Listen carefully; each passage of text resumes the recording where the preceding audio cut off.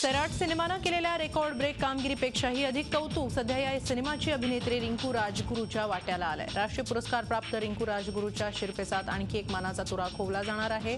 समाज जोडो बंधन तोडो या रिंकूच्या चांगल्या कामामुळे तिची निवड करण्यात आली असून तिच्या वयाचा यात प्रश्नच येत नाही, असं सामाजिक न्याय विभाग राज्यमंत्री दिलीप कांबळे यांनी म्हटलंय। आंबेडकरांच्या या महाराष्ट्रामध्ये आंतरजातीय विवाहाला प्रोत्साहन देण्याच्या दृष्टीने व एकूणच समाजातला तणाव कमी करण्याच्या बाबतीत सामाजिक न्याय विभाग अतिशय सकारात्मक विचार करत आहे दृष्टिकोनातून। आणि आजच्या आघाडीची अभिनेत्री की ज्यांनी आज संपूर्ण महाराष्ट्रामध्ये नवीन कलाकार असून देखील अतिशय लोकप्रिय असे रिंकू राजगुरू यांची ब्रँड ॲम्बॅसेडर म्हणून नियुक्ती करण्याची आम्ही लवकरच त्याची घोषणा करणार आहोत।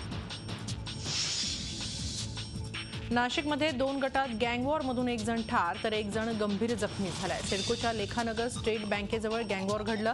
शहरातल्या दांडेकर आणि गायकवाड काळे गँगमधला हा संघर्ष रस्त्यावर आला। घटनेनंतर जखमींना जिल्हा रुग्णालयात उपचारासाठी दाखल करण्यात आलंय। भर दिवसा घडलेल्या या प्रकारामुळे परिसरात तणावाचं वातावरण आहे।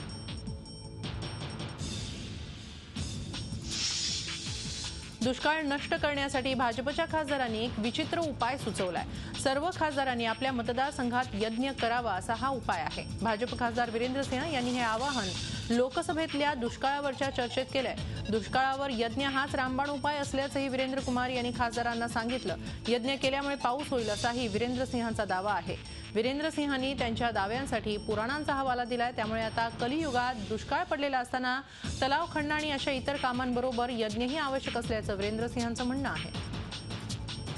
यज्ञ है वो आध्यात्मिक परंपरा का और वैज्ञानिक परंपरा का दोनों का संयुक्त हिस्सा है। उससे बारिश होती है, प्रकृति का शुद्धिकरण भी होता है। मैं इस बात पर पूरी तरह विश्वसनीयता के साथ और प्रामाणिकता के साथ कह रहा हूँ।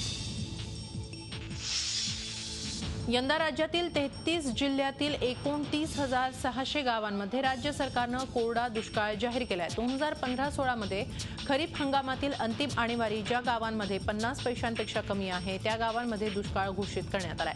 याआधी या गावांना दुष्काळ सदृश्य म्हणून घोषित करण्यात आलं होतं, तसंच विविध योजना आखण्यात आल्या होत्या। आता दुष्काळ जाहीर केल्याचं परिपत्रक सरकारनं काढलंय। जमिनीतलं पाणी नियमबाह्य उपसणाऱ्यांवर कारवाई करण्याचे आदेश देण्यात आले। कायद्याच्या कठोर अंमलबजावणीचे सरकारचे आदेश आहेत। 200 फुटांपेक्षा खोल बोर घेणाऱ्यांवर कारवाई करण्याचे आदेश यात देण्यात आले आहेत। सर्व जिल्हाधिकाऱ्यांना आदेश बजावण्याची सूचना देण्यात आली आहे। या संदर्भात अण्णा हजारे यांनी पाठवलेल्या पत्रानंतर सरकारला ही जाग आली आहे। महाराष्ट्रात यावर्षी पाऊस सरासरीपेक्षा जास्त आहे असा अंदाज हवामान खात्यानं आधीच वर्तवलाय। मात्र त्याही पुढे जाऊन यंदा ओला दुष्काळ पडणार असल्याचा अंदाज कुलाबा वेधशाळेनं वर्तवलाय। सरासरीपेक्षा कितीतरी जास्त टक्के पाऊस राज्याच्या विविध भागात पडण्याचा अंदाज आहे। गेल्या वर्षी सरासरीच्या 27% कमी पाऊस झाला होता, तरीही आपल्याकडे दुष्काळी स्थिती निर्माण झाली। यावर्षी मात्र त्याच्याबरोबर उलट स्थिती येण्याची शक्यता असल्याचा अंदाज वर्तवण्यात आलाय। पावसाळा चांगला राहीलच याचा प्रश्नच नाही, पण सोबत ओला दुष्काळ पडण्याचे पण चान्सेस असू शकतात। म्हणजे तुम्ही ते वॉटर कसं तुम्ही मॅनेज करणार त्याच्यावर डिपेंड आहे। कारण पाऊस पडतोय, एक्सेस पाऊस पडतोय, म्हणजे अपेक्षापेक्षा जास्त पाऊस पडून तुम्हाला जास्त पाणी येते, तेव्हा तुम्हाला पिकांचं संवर्धन करणं गरजेचं आहे। नागपुरात भूजल पातळी घसरत चालली आहे। विभागातील नागपूर, वर्धा, गोंदिया, भंडारा, चंद्रपूर आणि गडचिरोली जिल्ह्यातील 63 पैकी 56 तालुक्यांमध्ये ही परिस्थिती आहे। नागपूर विभागातील विहिरींच्या माध्यमातून निरीक्षण केलं जात आहे। या भागातील भूजल पातळी नेमकी किती आहे याचा अंदाज येतोय। राज्य सरकारच्या भूजल सर्वेक्षण आणि विकास यंत्रणा विभागानं नुकत्याच केलेल्या पाहणीत या भागातील भूजल पातळी थोडी नव्हे तर तब्बल 1 मीटरपर्यंत खाली गेल्याचं सिद्ध झालंय। सततची नापिकी आणि कर्जबाजारीपणाला कंटाळून बुलढाणा जिल्ह्यातल्या संग्रामपूर तालुक्यात एका आदिवासी शेतकरी कुटुंबातल्या 3घांनी आत्महत्या केली तर एकाची प्रकृती चिंताजनक आहे। मालठाणा गावामध्ये ही घटना घडली आहे। 70 वर्षांचे नानासिंग मसाने, त्यांचा मुलगा दिनेश आणि मोठ्या मुलाची विधवा लक्ष्मीबाई आणि तिचा मुलगा सुरेश यांनी विषप्राशन केलं। यात दिनेश, लक्ष्मीबाई आणि सुरेशचा मृत्यू झालाय तर नानासिंग यांच्यावर अकोला इथं उपचार सुरू आहेत। नानासिंग यांच्या डोक्यावर बँकेचं 2.5 लाखांचं आणि खासगी सावकाराचं 1.5 लाखांचं कर्ज होतं। नापिकीमुळे हे कर्ज फेडणं या कुटुंबाला अशक्य झालं होतं। दुष्काळाच्या झळा या वन्य प्राण्यांना देखील बसता आहेत. त्यामुळे जंगलातले प्राणी आता लोकवस्तीकडे मुक्त संचार करताना दिसतात. बुलढाणा जिल्ह्यातील नांदुरा तालुक्यातील वडी शिवारात असलेल्या पाईप फॅक्टरीमध्ये गेल्या 3 दिवसांपासून बिबट्यांचा मुक्त संचार होताना दिसून येतोय. याबाबत ग्रामस्थांनी वनविभागाला माहिती देऊन देखील अद्याप वनविभागानं सदर बिबट्याला पकडलेलं नाही. यवतमाळ जिल्ह्यातल्या पुसद इथं जलसंधारणाचं महत्त्व लक्षात घेऊन जलबचत अभियान राबवलं जातंय. रेन वॉटर हार्वेस्टिंगची कामं हाती घेण्यात आली आहेत. पुसद अर्बन बँकेनं यासाठी पुढाकार घेतला असून विविध सामाजिक, शैक्षणिक, कर्मचारी, व्यापारी आणि पत्रकार आदी संघटनांच्या माध्यमातून पुसदमध्ये 2000 शोषखड्डे निर्माण करण्यात आले.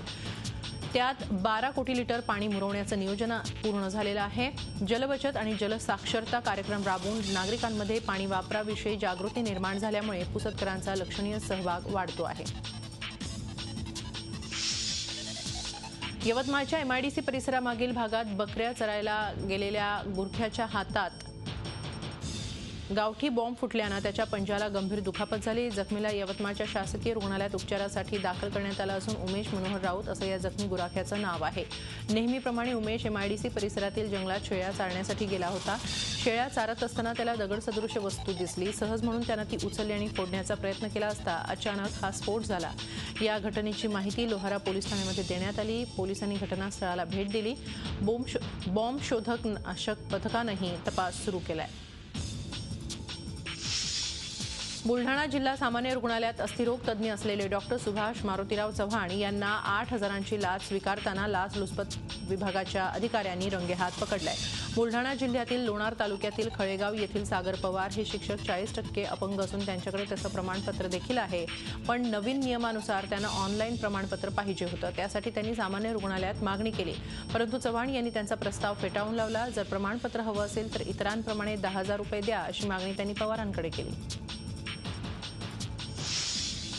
रत्नागिरी शहरातील बालसुधार गृहातून पळालेली 5 मुलं अखेर पोलिसांना सापडली. रत्नागिरी शहर पोलीस स्थानकात बालसुधार गृहातून या मुलांचं अपहरण झाल्याची तक्रार दाखल झाली होती. या मुलांना फूस लावून त्यांचं अपहरण केल्याच्या बातमीनं एकच खळबळ माजली होती.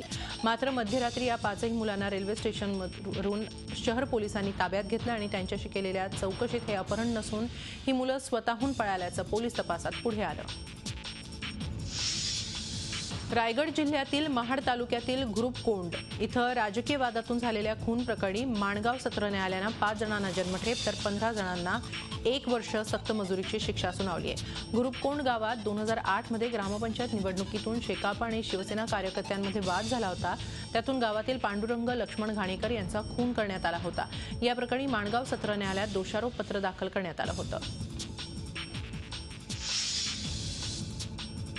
लातूर जिल्ह्याच्या खरोळामधलं शेतमजुरी करणारं उफाळे कुटुंब मोठ्या अग्निपरीक्षेतून जात आहे. दुष्काळाचा सामना करत असताना त्यांच्या 13 वर्षीय मुलाला मेंदूचा कॅन्सर झाल्याचं निष्पन्न झालं. 3 वर्षांपूर्वी 12 वर्षीय मुलीचं तापामुळे निधन झालं. त्यातून सावरत असतानाच आता मोठा मुलगा सागरला मेंदूचा कॅन्सर झाल्यानं कुटुंब कोलमडून गेलंय. कॅन्सरसारख्या रोगाचा सामना करण्यासाठी या उफाळे कुटुंबियांनी उसनवारी करून 4 लाख रुपये खर्च केलाय. मात्र आता पुढे खर्च करण्याची या कुटुंबाची ऐपत नाही. राज्य राखीव पोलीस दलाच्या छावणीच्या सुरक्षेमुळे 150 घरांचा संपर्क तुटण्याच्या मार्गावर आहे. औरंगाबाद परिसरातील सातारा तांड्यासाठी या छावणीतून रस्ता जातो. मात्र येत्या 31 मेला पोलीस दलाकडून हा रस्ता बंद करण्यात येणार आहे. त्यामुळे यापुढे इथल्या नागरिकांना मोठ्या समस्यांना सामोरं जावं लागणार असल्यामुळे ते हतबल झालेत. 31 मे नंतर काय हाच प्रश्न त्यांना सतावतोय. उन्हाळ्यात वाढत्या तापमानामुळे अनेक आगी लागण्याच्या घटना आपण ऐकत असतो. आगीवर नियंत्रण मिळवण्यासाठी अग्निशमन वाहनाचा मोठा उपयोग देखील होतो.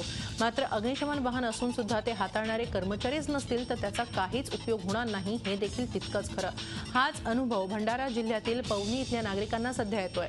नगर परिषदेनं 2012ला अग्निशमन वाहन खरेदी केलं. मात्र गेल्या 4 वर्षात कर्मचाऱ्यांची नियुक्तीच केली नाही. त्यामुळे हे वाहन धूळ खात पडलेलं आहे. जळगाव शहरातील अनधिकृत अतिक्रमण महानगरपालिकेनं काढल्यामुळे शेकडो भाजीपाला विक्रेते आणि हॉकर्सनी कालपासून संप पुकारलाय आहे त्या जागेवर प्रशासनानं बसू द्यावं या मागणीसाठी जळगाव महानगरपालिकेसमोर हॉकर्स कुटुंबियांनी निदर्शनं केली। गेल्या अनेक वर्षांपासून शहरातील विविध भागात शेकडो हॉकर्स आपला व्यवसाय करतात। याच व्यवसायातून कुटुंबाचा उदरनिर्वाह केला जातो। मात्र काही दिवसांपासून अतिक्रमण विभागानं अतिक्रमण काढल्यामुळे व्यवसाय बंद झाले आहेत। मुलांचं शिक्षण, फी आणि कुटुंबाचा उदरनिर्वाह कसा करणार हा प्रश्न ते उपस्थित करतात। त्या जागेवर व्यवसाय करू द्यावा अशी मागणी हॉकर्स आंदोलकांनी केली आहे। रायगड जिल्ह्यात महाड तालुक्यातील फणसे कोंड गावात सध्या डेंग्यूची साथ पसरली आहे। गावातील अनेक नागरिक तापानं फणफणले असून आतापर्यंत 11 जणांना डेंग्यूची लागण झाल्याचं निष्पन्न झालंय। त्यांच्यावर बिरवाडी येथील प्राथमिक आरोग्य केंद्रात उपचार केल्यानंतर त्यांना तातडीनं मुंबईच्या जे रुग्णालयात हलवण्यात आलंय। महाड तालुक्याच्या दुर्गम भागात असलेल्या फणसेकोंड गावात पिण्याच्या पाण्याची भीषण टंचाई असून ग्रामस्थ पाणी जास्त दिवस साठवून ठेवत असल्यानं डासांची पैदास वाढल्याचं प्राथमिक चौकशीत समोर आलंय। 7 आटोक्यात आणण्यासाठी गावात तातडीनं उपाययोजना सुरू केल्या असून सध्या गावात तापाचा एकही रुग्ण नसल्याचा दावा आरोग्य विभागानं केलाय। वक्फ बोर्डची जमीन कुणालाही विकत घेता येत नाही, दीर्घ मुदतीवर लीज देता येत नाही। मात्र परवानगी नसतानाही असे अनेक व्यवहार झाले आहेत। तेव्हा असे सर्व व्यवहार रद्द करण्याचे आदेश अल्पसंख्याक मंत्री एकनाथ खडसे यांनी दिलेत। वक्फच्या जमिनीवर वक्फ प्रतिबंधक सत्ता प्रकार अशा प्रकारची नोंद करण्याचे आदेशही खडसे यांनी दिले। त्यामुळे वक्फ बोर्डाची 1 इंचही जमीन देता येणार नाही। तसंच वक्फची जमीन दिली असताना ती त्या कारणासाठी वापरली गेली नाही अशा जमिनी परत घेतल्या जाणार आहेत। वास्तविक 1995 नंतर वक्फची जर प्रॉपर्टी असेल तर ती विक्रीची परवानगी देण्याचा अधिकार अगदी धर्मादाय आयुक्तांना सुद्धा नाही।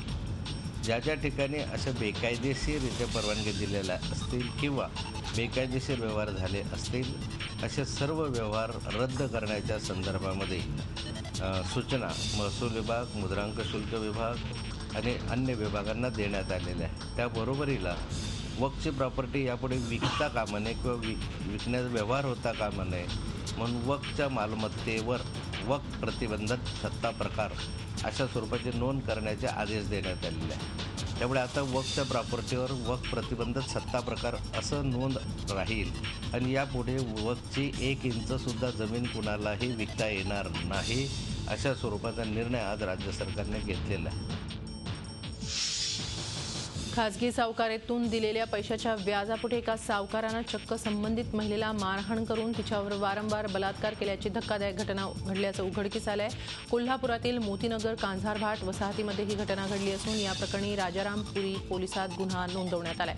सुरुवातीला हा मुद्दा कांझारभाट समाजाच्या जात पंचायतीपुढे मिटवण्याचा प्रयत्नही झाला। इतकंच नाही तर सावकारानं अन्य लोकांची मदत घेत थेट महिलेच्या घरावरही हल्ला चढवला। सावकारावर कारवाई होणार का असा सवाल आता ग्रामस्थ करतायत। कौटुंबिक हिंसाचाराप्रकरणी देशभरात किती लोकांविरोधात आरोप सिद्ध झाले या संदर्भातला प्रश्न खासदार रजनी पाटील यांनी राज्यसभेत उपस्थित केला होता। यात 2014 मध्ये फक्त 13 लोकांविरोधात आरोप सिद्ध झाल्याचं उत्तर केंद्रीय गृहराज्यमंत्री किरण रिजिजू यांनी सांगितलंय। शिवाय हे सिव्हिल प्रकरण असल्याचं रिजिजू यांनी म्हणताच राज्यसभेत महिलांनी गोंधळ घातला। बुलढाणा जिल्ह्यातल्या देऊळगाव राजा तालुक्यात सिंगाव जहागीरमधल्या बच्चे कंपनीनं मोठ्यांसमोर एक वेगळा आदर्श निर्माण केलाय। 10 ते 14 वर्ष वयोगटातल्या मुलांनी एक अनोखा उपक्रम राबवलाय। काम झालं की लग्नपत्रिका फाडून फेकली जाते किंवा कचऱ्यात टाकली जाते। या पत्रिकांवर देवी देवतांचे, महापुरुषांचे, संतांचे, समाजसुधारकांचे फोटो असतात। त्या फोटोंची विटंबना होते। ही विटंबना टाळण्यासाठी ओमराजे पवार यांना मित्रांना बरोबर घेऊन या पत्रिका गोळा करायला सुरुवात केली। नीटच्या मुद्द्यावरून आज राष्ट्रवादीचे प्रवक्ते नवाब मलिक यांनी शिक्षण मंत्री विनोद तावडे यांच्यावर हल्लाबोल चढवला। शिक्षण मंत्री विनोद तावडे हे खासगी क्लास मालकांच्या पैशांवर लंडनला फिरायला गेले होते असा खळबळजनक आरोप नवाब मलिक यांनी केलाय। आघाडी सरकारनं घेतलेले निर्णय विनोद तावडे यांनी रद्द केले। खासगी क्लासेसच्या फायद्यांसाठी तावडेंनी नीटचा निर्णय रद्द करत 3 जानेवारी 2015ला वैद्यकीय प्रवेशासाठी MSCET घेण्याबाबत निर्णय घेतला होता असा आरोपही मलिक यांनी केलाय। याबाबत त्यांनी मात्र कोणतेही पुरावे अद्याप सादर केलेले नाहीत। जे क्लास चालक आहे जे प्रति विद्यार्थी 10-10 लाख रुपये घेऊन 11वी 12वी आणि CETसाठी तयारी करत आहे, त्यांना नीटचा अभ्यासक्रम जमत नव्हता। ते विद्यार्थ्यांना गॅरंटी देऊ शकत नव्हते। त्यामुळे हा अभ्यासक्रम त्यांच्या फायद्यासाठी बदलण्यात आला। त्याच्या प्रचार करत असताना तावडे साहेबांनी सांगितलं की विद्यार्थ्यांचा बोजा कमी केला, विद्यार्थ्यांचा बोजा नाही, क्लास चालकांच्या बोजाखाली ते दबले. 20 ते 28 एप्रिलला ते लंडनवारीला गेले होते. आमची माहिती आहे तो सरकारी टूर न होता, तो प्रायव्हेट टूर होता आणि त्याचे स्पॉन्सर हे खाजगी क्लास चालक होते आणि काही क्लास चालक त्या काळामध्ये लंडनमध्ये होते. केंद्रीय वैद्यकीय प्रवेश परीक्षा देण्याची इच्छा असलेल्यांना व्हर्च्युअल क्लासरूम आणि वाहिन्यांच्या माध्यमातून मार्गदर्शन केलं जाईल. अशी माहिती पुस्तकं उपलब्ध नसल्याने इंटरनेटच्या माध्यमातून अभ्यासक्रमाची माहिती उपलब्ध करून दिली जाईल असं तावडेंनी स्पष्ट केलं आहे. HSC बोर्डाचे जे विद्यार्थी CETला बसले त्यांना नीट परीक्षेमध्ये अडचण येऊ नये किंवा ते कठीण जाऊ नये यासाठी शिक्षण विभागामार्फत नीटच्या परीक्षेचा अभ्यास हा चॅनलच्या स्लॉट घ्यायचा, ऑनलाईन करायचा आणि त्याचबरोबर व्हर्च्युअल क्लासरूमच्या माध्यमातून करायचा, याचं नियोजन आम्ही चालू केलेलं आहे. पोलीस भरती दरम्यान होणारी परीक्षा पुढे ढकलली म्हणून वैतागलेल्या उमेदवारांनी जोरदार गोंधळ घातला. नागपूरच्या पोलीस मुख्यालयात हा प्रकार घडला असून शारीरिक चाचणी झाल्यावर सलग तिसऱ्यांदा लेखी परीक्षा पुढे ढकलली म्हणून उमेदवारांनी प्रचंड गोंधळ घातला. परिस्थिती हाताबाहेर जाण्याची आशंका उद्भवल्यानं दंगाविरोधी पथकाला देखील पाचारण करण्यात आलं. मराठवाडा, कोकण, पश्चिम महाराष्ट्रासारख्या भागातील लांबच्या गावातून हे उमेदवार नागपूरला आले होते. नव्यानं रिक्त झालेल्या जागा भरण्यासंबंधी राज्य सरकारचे आदेश मिळाल्यानं आपल्याला परीक्षा पुढे ढकलणं भाग पडल्याचं वरिष्ठ पोलीस अधिकाऱ्यांनी सांगितलं. झी 24 तास रहा एक पाऊल पुढे.